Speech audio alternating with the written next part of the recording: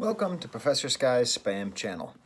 So, I'm going to be sharing some thoughts on Dune, and hopefully these are 5 thoughts. As you can tell by the runtime, they're not super profound, but I hope they're maybe somewhat original thoughts, or at least thoughts which you might not have thought of, and I need to stop saying the word thought over and over again. So, I'll make it a list. Number 1. The most important thing I think I took away is that Hans Zimmer has done it again. If you haven't been paying attention, Hans Zimmer has been changing the way that soundtracks are done in movies on par with the way John Williams did it in the 70s and the 80s. The blah sounds from Inception and the bizarre, like computer-generated strange rhythms and percussive attacks that dominate all of his work with Christopher Nolan. Really shows off like his ability to have completely changed the way they made movies and the way soundtracks sounded in the 2000s, 2010s, 2020s now. But also, if you listen carefully, I'm just making a prediction. His usage of extremely low strings. I mean, the low string of an upright bass played with a bow. I think this, just pay attention. Okay, I'm going to be paying attention, you pay attention. I think this is a new invention which he created, and I think that is going to just filter through all the way throughout. Point number 2 is the ways that it feels like Star Wars. Now, don't get mad at me. I know Dune was written 12 years before the original Star Wars came out. And I'm not even really talking about the fact that we called Stellan Skarsgård character Jabba the entire time because we forgot his real name, or the fact that it takes place on a desert planet. But actually, what interests me more is a couple details. One, some of the sound work really reminds me of, in particular, the work on Attack of the Clones, when we have the Imperium guy talking with the weird sounds. Only Ben Burtt's work on Attack of the Clones, I think, comes close to that, with this bizarre, otherworldly alien sound, which I don't think other directors have taken advantage of. But then in just sort of a more spiritual and philosophical way, it reminds me a lot of both Rogue One and Solo, which is bizarre, because those are deservedly so, not as beloved as many of the other Star Wars movies. But there's something about the acting style, some of the plot points, and even some of the filming style.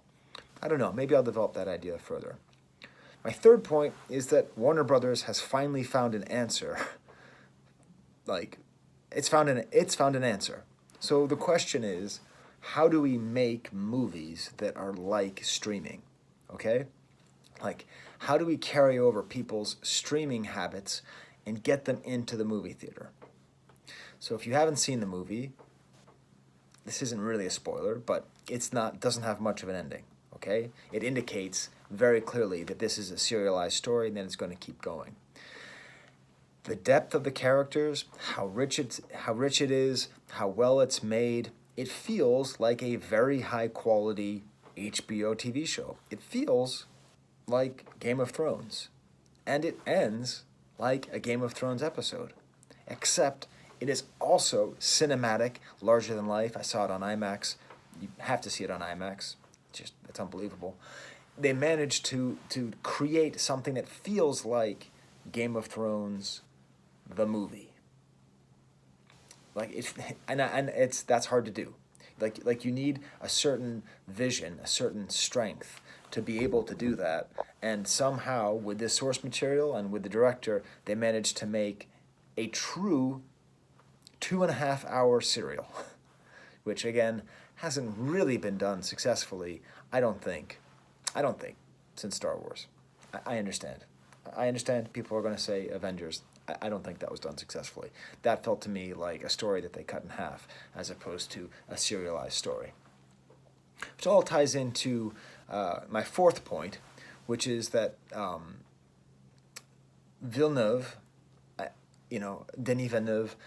now takes his place pretty confidently alongside Christopher Nolan as the geek god of directing, right? There's a sort of, I teach a class on film, right? I actually use this textbook, Séquence, and I try to teach my students the French way of thinking about filmmaking, which is not based on stars, but is based on directors. And I always ask them, what directors do you know? And basically, they always know the biggest geek directors of the time, right?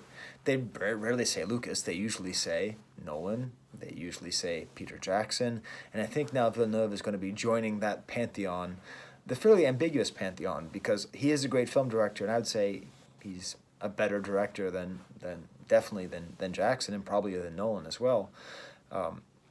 Is that it's a sort of weird position to be in, to be like representing your craft and your art, but in such a way where lazy fans of your craft and art are going to reduce your entire craft and art just to what you do. Like, that's that weird little pantheon. That's part of my reason that I don't like film criticism on YouTube very much, is it feels very much like, for the most part, most of them only watch the same 5 directors' movies and then talk about them in a little circle. But now we have another, which is nice because at least it's a francophone director. You know, the fact that he's French-Canadian, the fact that the lead actor is half French. As a French professor, I am happy about that. And then my 5th point is the bravery. I just had fun imagining the conversations that Warner Brothers had. And I imagine that they had a whole conversation. Can we turn Paul Atreides into Paula Atreides? The special boy narrative, which has dominated so much of our popular culture and popular mythology, right? Just the special boy, the Harry Potter, the Luke Skywalker, right? The Bilbo Baggins, whatever, the Frodo Baggins.